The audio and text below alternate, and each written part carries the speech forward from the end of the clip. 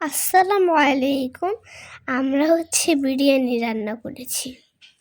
আসসালামু আলাইকুম। আমি আজকে একটা রেসিপি দিচ্ছি। আমি কখনো রেসিপি দেই না। তো যদি রেসিপিটা আপনাদের ভালো লাগে তবে অবশ্যই লাইক বা কমেন্ট শেয়ার করবেন। আর কমেন্টে বলে যাবেন যে ভালো লেগেছে বা আরও দিব কিনা। আর আমি আজকে ঘরোয়া উপায়ে একদম ঘরোয়াভাবে আমি যেভাবে রান্না করি তেহারি রান্না করছি। দেখুন, প্রথম আমি তেল দিয়ে দিয়েছি, তারপর পেঁয়াজটা একটু মোটা, মোটা করে দিয়েছি। এই পেঁয়াজটা ভালো সিদ্ধ হবে না। এজন্যই মোটা করে দিয়েছি যেন পুরোপুরি সিদ্ধ না হয়। তারপর আদা, রসুন আর আস্ত যে গরম মসলা ওটা দিয়ে দিয়েছি। এরপর রাঁধুনি প্যাকেট যে তেহারি মসলা থাকে ওইটা দিয়ে দিয়েছি। আর আমি এখানে অল্প পরিমাণে আ মরিচের গুঁড়ো ব্যবহার করেছি। এটা আপনারা চাইলে স্কিপ করতে পারেন। দেন এটা একটু নেড়েচেড়ে নিতে হবে। এই পর্যায়ে লবণ দিবেন, তাহলে কালারটা সুন্দর আসবে। আগেই লবণ দিবেন না।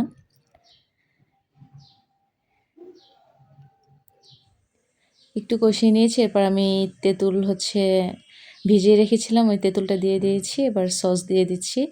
আসলে পরিমাণটা আমি কতটুকু রান্না করছি এটার উপর নির্ভর করে। তাই আসলে পরিমাণটা ওভাবে আমি বলতে পারছি না। তবে এখানে আমি ১.৫ কেজি চাল রান্না করেছিলাম, ২ কেজি মুরগি নিয়েছিলাম। আপনারা একটু দেখে মেজারমেন্ট করে নেবেন। আর তেহারি আমরা ঘরে কম বেশি সবাই রান্না করতে পারি। শুধু এটা আমার ইচ্ছে হলো তাই একটু শেয়ার করলাম আপনাদের সাথে। আর ভিডিওটি বা রেসিপিটি যদি আপনাদের ভালো লাগে তবে অবশ্যই লাইক, কমেন্ট, শেয়ার দিয়ে পাশে থাকবেন। আর তাহলে আমি যদি উৎসাহ পাই তাহলে আরও রেসিপি দিব। আমি বাসায় যেটা রান্না করি ওটাই আপনাদের দিব। তো এখানে আমি আলু আর আ মুরগিটা আমি তেহারির পিস করে এনেছিলাম। আর মটরশুঁটি দিয়ে দিয়েছি কিছু।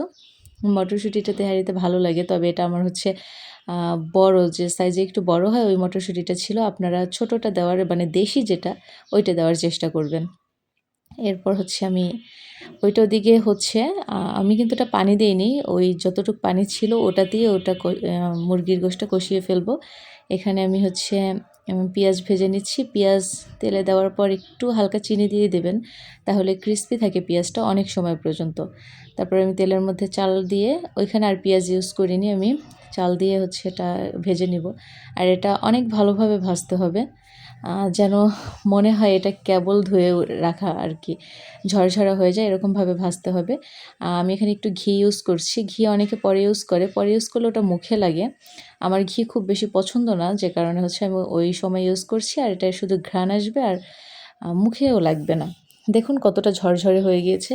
চাল বা তেহারি, পোলাও যেটাই রান্না করেন এটা নির্ভর করে আপনি চালটা ভিজিয়ে কতটুক সময় ভালোভাবে পানি ঝরিয়েছেন এবং এটা কতটুক সুন্দরভাবে ভেজেছেন। আর ভাজার থেকেও বড় কথা আপনি পানিটা একদম ক্লিয়ারভাবে ঝরিয়ে ফেলবেন।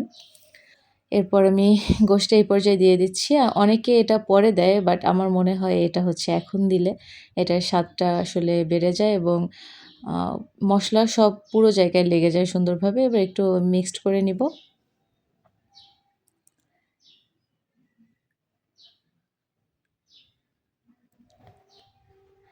এরপর আমি এখানে অনুমান করে পানি দিয়ে দিয়েছি। এখানে আ আসলে আপনারা পোলার চালে যেটা করতে হয় যতটুক চাল নেবেন তার ডাবল পানি নিবেন। কিন্তু যদি আপনারা এভাবে ফলো করে রান্না করেন তবে ডাবলের থেকে ১ কাপ পানি কম নিবেন। কারণ গোশের সাথে পর্যাপ্ত পরিমাণ ভালোই পানি থাকে। ওটা আমি একদম শুকিয়ে ফেলিনি। তারপর আমি লবণ দিয়ে দিচ্ছি। এখানে আমি বাদাম বাটা ইউজ করি, বাট আজকে আমার বাসায় বাদাম ছিল না। যে কারণে ইউজ করতে পারিনি। আর আমি দুধ ইউজ করেছিলাম কিন্তু সেটা আসলে ক্যামেরায় নেওয়া হয়নি। যে কোনো কারণে ক্লিপটা আমি পাচ্ছি না। যাই হোক, আপনারা অল্প পরিমাণ দুধ ইউজ করতে পারেন। গুঁড়া দুধ দিলে স্বাদটা ভালো আসে।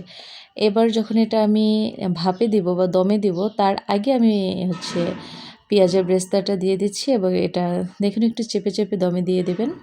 আর তেহারি বা পোলাও আমার মনে হয় ননস্টিকের থেকে ছড়ানো পাতিলেই রান্না ভালো হয়। আমি এটা কমফোর্ট ফিল করি।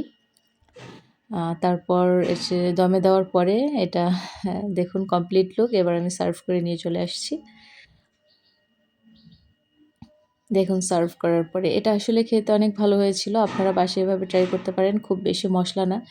আর যদি ভালো লেগে থাকে অবশ্যই লাইক, কমেন্ট, শেয়ার দিবেন এবং সাবস্ক্রাইব করে পাশে থাকবেন। ধন্যবাদ।